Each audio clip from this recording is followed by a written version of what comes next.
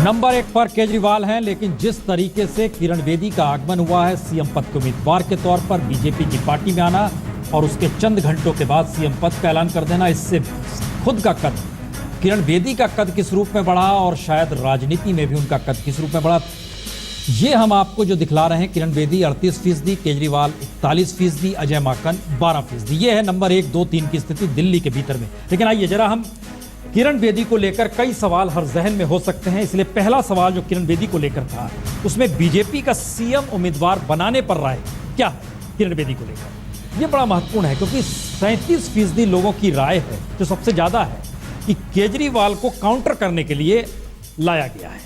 28% राय है स्वाभाविक पसंद है, इसको माना गया है बीजेपी की पसंद या स्वाभाविक पसंद के तौर पर लीजिए।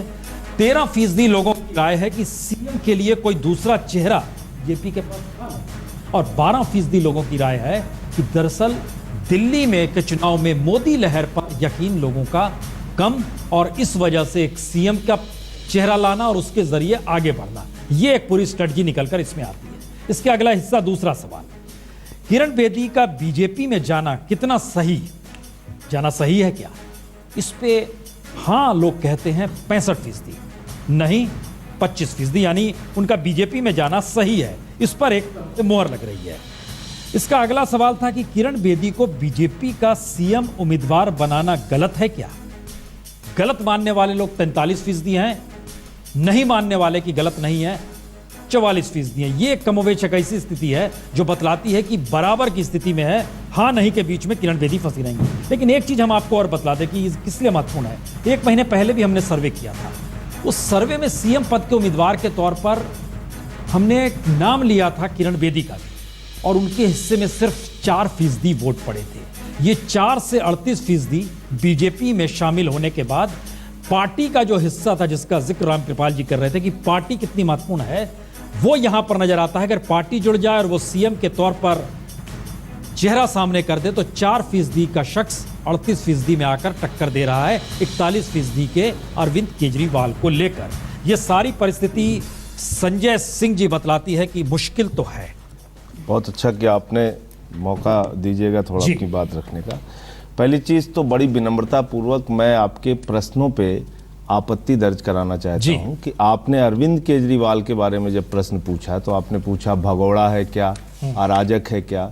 मुझे लगता है सर्वेक्षण में आप चुनावी विश्लेषण में इस प्रकार के प्रश्न किस लिहाज से पूछ रहे हैं मुझे पता नहीं है।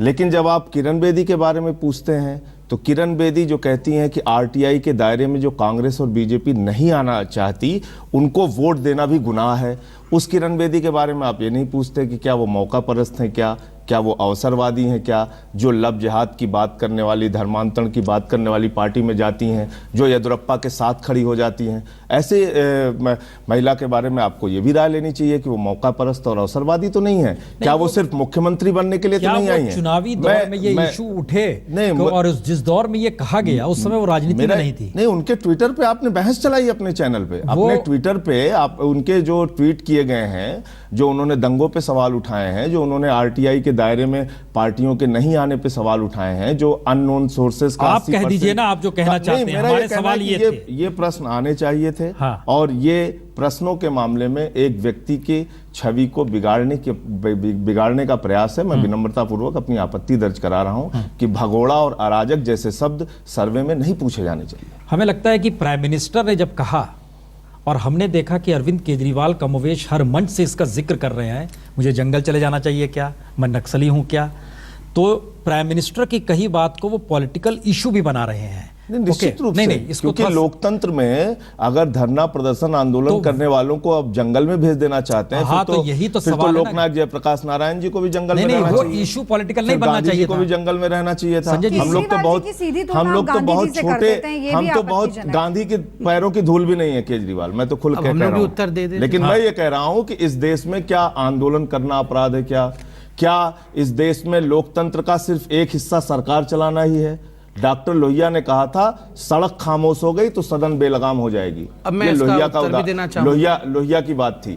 इस देश में आप आंदोलन की भूमिका को नकार कैसे सकते हैं? रोज हत्या हो रही है, लूट हो रही है, बलात्कार हो रही है, किसानों के साथ अत्याचार हो रहा है, उसके खिलाफ लोग सड़कों पर उतरेंगे। आप उसको माने ना माने, संविधान में, लोकतंत्र में हमारा अधिकार है। ठीक है, आपका कहना है कि इन शब्दों को लेकर सवाल नहीं किए जाने चाहिए थे। ठीक है, शब्द बदल दीजिए, भगोड़ा मत पूछिए, आप ऐसा पूछिए कि आप भाग गए थे वो छोड़ के, ये ठीक रहेगा। फिर देखिए, एक बहुत महत्वपूर्ण विषय है पुण्य जी, जब ये पूरा प्रक्रिया आरंभ हुआ था आम आदमी पार्टी का बनना, तब भी हम लोग डिबेट में आपके पैनल में आते थे और बार बार हम सुनते थे, संजय भाई भी हमारे साथ बैठते थे, वो हमेशा एक बात कहते थे, हमें कुछ नहीं चाहिए, हमें ना मंत्री बनना है, ना घर चाहिए, ना गाड़ी चाहिए। देखिए, एक वैगनार उसी में घूमते थे, उनको गाड़ी भी नहीं चाहिए, कुछ भी नहीं चाहिए था। मगर कुछ नहीं चाहिए से रातों रात सब कुछ चाहिए का जो सफ़र हमने देखा है, तभी तो ये शब्द इस्तेमाल होते हैं, भगोड़ा और भी कुछ शब्द जिस पे आपत्ति संजय भाई कर रहे हैं। देखिए, जिसको कुछ नहीं चाहिए होता है वहाँ एक तटस्थता होती है, वहाँ स्थिरता होती है। मगर जिस प्रकार से शांति भूषण जी, जो इनके पिता तुल्य है, मैं कहूँगा, हमारे तो हैं अलग विषय है, मगर आपके तो फाउंडर सदस्य हैं, उम्र से हमारे पिता तुल्य हो सकते हैं, वो खुद आप प्रश्न उठा रहे हैं, तो ये कुछ नहीं चाहिए का प्रतिपादन नहीं है। नहीं, लेकिन हमको लग रहा है संबित पात्रा जी, मैं तो बहुत कम समय बोल रहा था, ये तो ज्यादा समय बोले। हमें लग रहा है जो संबित पात्रा जी जो भी चाहे करें, इनकी पार्टी जो भी चाहे कहे, इनके बोलने में मुझे आपत्ति नहीं है। तभी तो 41% के साथ आगे है। मैं तो चाह रहा हूँ ये रोज भगोड़ा कहे, रोज जंगल में भेजने की बात है, मुझे तभी आगे है। रोज राम जादे और उसके बाद अपनी पार्टी पर आप क्यों नहीं बोल रहे? हम एक चीज समझ रहे हैं कि आपके जहन, हमारे इसमें सवाल था कि केजरीवाल को काउंटर करने के लिए ही 37% लोग की राय लेकर आए। बिल्कुल, 37% लोगों ने कहा कि हाँ, केजरीवाल जी को काउंट। अब देखिए, अराजकता को काउंटर करने के लिए अगर राजकता को उतारा गया तो क्या गलती है? अराजकता को काउंटर करने के लिए एडमिनिस्ट्रेशन को उतार दिया, क्या तो गलती है? आपके यहाँ कोई एडमिनिस्ट्रेशन वाला शख्स नहीं था। एडमिनिस्ट्रेशन में आता है। नहीं, सुनिए ना, मैं बता रहा हूं, मैं आप एक मिनट टाइम दीजिएगा, मैं किसी को इंटरप्ट नहीं कर रहा था। आप देखिए, अगर बेस्ट चॉइस किरण बेदी है तो क्या बुराई है? किसी पॉलिटिकल पार्टी में खंगालना है, अच्छे से अच्छे लोगों को लाना है, उनको टैलेंट के आधार पे प्रोजेक्ट करना है, तो क्या ये बुराई है? किरण बेदी वो महिला है, मैं एक लाइन खाली कह दूं, वो महिला है जिसको जब आईपीएस मिला था, सबसे पहली आईपीएस जब मिला था, तो भारत सरकार ने उन्हें बुलाया था, कहा था आप आईपीएस छोड़ दीजिए, ये महिलाओं का काम नहीं है, आपको प्रमोशन देते हैं, आप आईएएस में जाइए, आप वहां परफॉर्म करिए। उन्होंने कसम खाई थी, मैं बिल्कुल करूंगी, आईपीएस करके मैं प्रूफ करूंगी कि एक महिला भी वो काम कर सकती है जो पुरुषों का काम है। इतना बड़ा, एक सेकंड, लग रहा है इतना बड़ा प्रूफ किया था। देखिए, आप क्या बोल रहे हो ना, हम उस कच्चे चिट्ठे को नहीं खोलना चाह रहे हैं कि क्या था उस समय किरण बेदी को लेकर सवाल क्या था, कच्चा चिट्ठा खोल दीजिए, ब्लॉग पे क्या लिखा, उस पे ना आइए। वो कच्चा किरण बेदी जी को खराब कह दीजिए। के पास एक चेहरा नहीं था, बीजेपी को चेहरा चाहिए। आपने बीजेपी सवाल भी नहीं पूछे और मुझे बोलने भी नहीं दिया। हम आ रहे हैं, आपत्तिजनक तो ये भी है। बीच में कह रहा था क्या आप लोग? संजय जी, आप इतना लंबा बोले, मैं कभी बीच में आपको नहीं बोलिए तो ब्रेक का टाइम, इनको ब्रेक देखना है, इनको अजय माकन पे भी जाना है, मुझे बोलना है, आप बोलिएगा जरूर, मगर मैं कंप्लीट कर लूं। मैं इतना कहना चाहता हूं, सीना ठोक के कहना चाहता हूं, किरण बेदी हमारे पार्टी में क्या था क्या नहीं था ये महत्वपूर्ण नहीं है, मगर किरण बेदी एक बहुत महत्वपूर्ण चेहरा हिंदुस्तान की है और हम सौभाग्यवान हैं जो हम उन्हें ला पाए और कोई अपनी पार्टी में नहीं लेके जा पाए। लेकिन प्रश्न एक सवाल मेरा हम एक मिनट आपके पास आ रहे हैं। देखिए, बड़ा महत्वपूर्ण सवाल है जो आप कह रहे हैं काउंटर में हमने खड़ा किया नहीं किया। हमने, चलिए एक हिस्सा और जोड़ देते हैं, हमने सवाल पूछ दिया कि टेलीविजन पर बहस करने के लिए क्या किरण बेदी को आना चाहिए? जरा देख लीजिए क्या राय है, अगर आपको इतना ही सब कुछ कहना है। सवाल बड़ा सीधा था, टीवी पर बहस के लिए किरण बेदी को सामने आना चाहिए, जिसका जिक्र अरविंद केजरीवाल ने किया है। 72% लोगों की दिल्ली में राय है आना चाहिए, 13% लोगों की राय है नहीं आना चाहिए। जी बोलिए आप। लेकिन इसके बावजूद हम इनको नहीं कहूंगा। हमारे दीजिए भाई, अब देखिए, अराजक पर इन्हें आपत्ति क्यों हुई मुझे समझ नहीं आता, क्योंकि केजरीवाल स्वघोषित अराजक हैं। वो कहते ही हैं कि मैं अराजक हूं, तो अगर ये पूछा गया कि वो अराजक है नहीं जनता से, तो मुझे नहीं लगता इस पे आपत्ति होनी चाहिए। बहरहाल, जहां मनोज तिवारी कहते हैं कि थानेदार की तरह डंडा चलाने वाली डिक्टेटर हैं किरण बेदी, और कैसे उन्होंने निर्वाचित लोगों को अपने घर पे चाय पीने के लिए बुला लिया, तो आपने डिक्टेटर का तो पूछा नहीं। जनार्दन द्विवेदी में आऊंगा, तो एक मिनट, तो आप ये सवाल भी इसमें ऐड जरूर होना चाहिए था। अब बड़ा सवाल ये है कि दिल्ली की जनता क्या डिक्टेटर और एनार्किस्ट के बीच में चुनाव करेगी? क्या ये प्रतिभाएं हैं? क्या इसके ऊपर? और एक चीज समझ लेनी चाहिए कि जब आप पब्लिक लाइफ में आ गए हैं तो अंग्रेजी में कहा जाता है कि गार्लैंड्स एंड ब्रिकबैट्स कम टुगेदर। अब आप ये नहीं कह सकते आलोचना मत करिए, पहली महिला आईपीएस थी। अरे भाई, ये बात तो आपको माननी ही पड़ेगी ना कि उनसे पूछा जाएगा कि आप 5 साल पहले आती, जनसेवा के लिए आप नहीं आई हैं, आप आई हैं तो उस एवज में आपको सीएम का पद मिला है। जब आपको कमिश्नर नहीं बनाया गया तो आपने अपना टेन्योर पूरा नहीं किया, आप छोड़कर चली गई ये कहकर कि मैं काम नहीं करना चाहती हूं किसी और व्यक्ति के नीचे। तो ये सब भी उनकी व्यक्तित्व की मुझे लगता है खूबियां या खामियां हैं जिन पर बात होनी चाहिए। एक मिनट संबित जी, एक बात उर्मिलेश जी ने बहुत बढ़िया कही थी, उसी पर जोड़ूंगी। और no face 12%, no effect of Modi लहर 13%।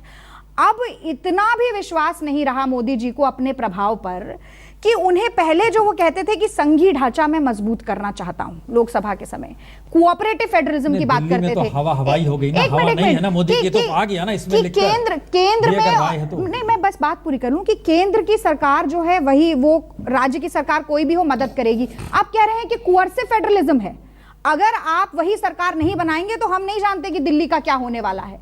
तो मैं समझती हूं कि कमोवेश ये बात माननी ही पड़ेगी कि दोनों व्यक्तित्व जो हैं उन पर बार बार आरोप लगता रहा। इनको मौका मिला, केजरीवाल जी को हमने ही मौका दिया कि आप जो परिदृश्य दिखाकर आपका उद्भव हुआ है, दो सवाल निकल कर इसके बाद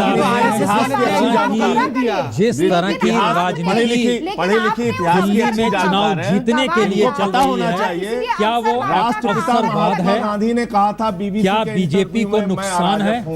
दो सवालों के साथ हम ब्रेक के बाद लौटेंगे, क्योंकि इन दो सवालों का बड़ा महत्व है। दिल्ली 35% लोग कह रहे हैं नहीं हुआ है। उर्मिलेश जी, ये कहां तक सही है? बीजेपी के भीतर जो प्रदर्शन, लगातार नारे लगने के नुकसान, चाल चरित्र चेहरे को विशिष्ट बताने वाली ये पार्टी पिछले कुछ दिनों से, जब से वो सत्ता के शिखर पर है, इतनी बड़ी पार्टी के रूप में इमर्ज कर गई है। एक बात जरूर सबके सामने आ रही है कि ये पार्टी चाल चरित्र चेहरे वाली, विशिष्ट चेहरे वाली पार्टी कम से कम नहीं रह गई है। हर तरह के, आप 10 करोड़ बना लीजिए मेंबर, 50 करोड़ बना लीजिए, ब्रह्मांड की सबसे बड़ी पार्टी बन जाइए, लेकिन सवाल यह है कि ब्रह्मांड की सबसे खूबसूरत, सबसे क्वालिटी वाली पार्टी बनने की बात है, वो कहां दिख रही है? आप जिसको चाहते हैं उसको लेते हैं। और दूसरी बात, एक मैं अभी संबित कह रहे थे कि साहब वो देश की पहली IPS महिला हैं, इसलिए दिल्ली की मुख्यमंत्री बनने के लिए सर्वथा योग्य हैं। मेरा कहना है कि बछेंद्री पाल एवरेस्ट पर सबसे पहले पहुंचने वाली महिला हैं, संतोष यादव दूसरी तरफ से एवरेस्ट पर सबसे पहले पहुंचने वाली महिला हैं। इनको आप किसी प्रदेश का मुख्यमंत्री क्यों नहीं बनाते? और तीसरी बात, मेरा यह मानना है कि किरण बेदी जी का मैं बहुत सम्मान करता हूं निजी तौर पे, वाकई वो बहुत ही संजीदा और बहुत ही गंभीर महिला हैं, लेकिन उनको आदरणीय मोदी साहब, संबित पात्रा जी सिक्योरिटी एडवाइजर दिल्ली, और उसमें भी महिलाओं और बच्चों के कल्याण का जो सुरक्षा तंत्र है उसका सिक्योरिटी एडवाइजर बनाते अपनी सरकार में, मैं समझता उनका सर्वाधिक उपयोग होता। एक राजनीतिक शख्सियत के रूप में सबने प्रश्न पूछा, ये तो जर्नलिस्टों की राय हम ले रहे हैं इसमें, काफी कुछ अंतर्विरोध पाता हूं। दूसरा सब रामकृपाल जी पूछ लें, क्योंकि हम लोगों ने जब लोकसभा के चुनाव थे उस समय एक सवाल पूछा था प्राइम मिनिस्टर मोदी से श्रीधरन के बारे में, क्या वो रेल मिनिस्टर बन जाएंगे? इस पे उन्होंने इनकार कर दिया था। श्रीधरन से बेटर कोई रेल मिनिस्टर हो नहीं सकता, जैसा हमें लगता है, लेकिन ये सीएम हो सकती हैं। इससे जुड़ा हुआ सवाल एक अवसरवाद का भी आएगा, वो हम दिखाने वाले हैं थोड़ी देर में कि क्या इससे बीजेपी अवसरवादी पार्टी हो रही है, उसकी राजनीति पर। लेकिन ये जो प्रदर्शन बीजेपी के भीतर हो रहे हैं, ये क्या संकट की घंटी है आने वाले वक्त में राजनीति को लेकर? नहीं, ये बीजेपी के लिए बहुत स्वस्थ लक्षण है। लोकसभा चुनाव में भी इतना असंतुष्ट हुए थे कि हमें देखिए स्क्रीन पे जो दिखा रहे हैं, खाली देख लीजिए, आप उसके जवाब दीजिएगा। 47% लोगों की राय है कि दूसरी पार्टियों के नाराज नेताओं को शामिल कर बीजेपी ने अवसरवाद की राजनीति को बढ़ावा दिया है। 47% कह रहे हैं। मैं वही कह रहा हूँ, दिल्ली भी देश में ही है, हिंदुस्तान का हिस्सा है, कहीं ऐसी जगह नहीं हो रहा है जहां नहीं। मैं एक बात आपसे कह रहा हूँ, लोकसभा चुनावों को जरा गौर कीजिए। उस समय कुछ ऐसे वरिष्ठ नेताओं के बारे में जो कहा गया, इवन कांग्रेस को बड़ी तकलीफ हो रही थी। कांग्रेस के टॉप लीडर्स ने भी कहा कि अरे देखिए आडवाणी जी के साथ क्या हो रहा है, यशवंत सिंह के साथ क्या हो रहा है। केशु भाई पटेल से जब गुजरात में हुआ तो कहा केशु भाई पटेल के साथ क्या हो रहा है। प्रसून जी, लाइबिलिटी और असेट, राजनीति में कब कौन लाइबिलिटी बन जाता है ये उसको पता नहीं चलता है। ऐसे ही मौक़ों पर 69 में इंदिरा गांधी ने बताया मोरारजी देसाई, निजलिंगप्पा, के कामराज, चंद्रभान गुप्ता कि तुम लोग लाइबिलिटी हो, और एक नई कांग्रेस आई, नए लोग आए। जब जब पार्टी में मंथन होता है, जितना असंतोष होगा, एक नई पार्टी उभर करके आएगी। और खुद आप मुझे अभी एक सवाल आप लोग कर रहे थे कि ऐसा हुआ। मोदी एक गुजरात का मुख्यमंत्री जिसको प्रधानमंत्री पद के दावेदार बनने के पहले ही नीतीश कुमार ने ललकारना शुरू कर दिया बिहार से, खबरदार। आप ये बताइए कि किसने कल्पना की थी कि मोदी एक दिन प्रधानमंत्री बन जाएगा? नहीं, लेकिन आज सब लोग जय जयकार कर रहे हैं कि बहुत अच्छा हुआ। लेकिन रामकृपाल जी, मोदी नीचे से ऊपर तक पॉलिटिशियन थे और खांटी पॉलिटिशियन। देखिए अभी आप लोग नहीं, या तो आप लोग प्रैक्टिकल बात कर लीजिए, 10 तारीख को बीजेपी अगर जीत जाएगी, नहीं, सारे तर्क धरे के फिर वही बात देखिए, फिर मैं ये कह रहा हूं बारे में बात ही नहीं हो रही है। ये बड़ा महत्वपूर्ण सवाल आप लोग ये बताइए कि उठा रहे हैं कि इस रूप में देख, हम बड़ा महत्वपूर्ण बात बता दें आपको कि 10 बजे हम आपको बताने वाले हैं नरेंद्र मोदी के बारे में। मैं एक सवाल इंतजार कीजिए, जिस बात का जिक्र आप करके निकल गए।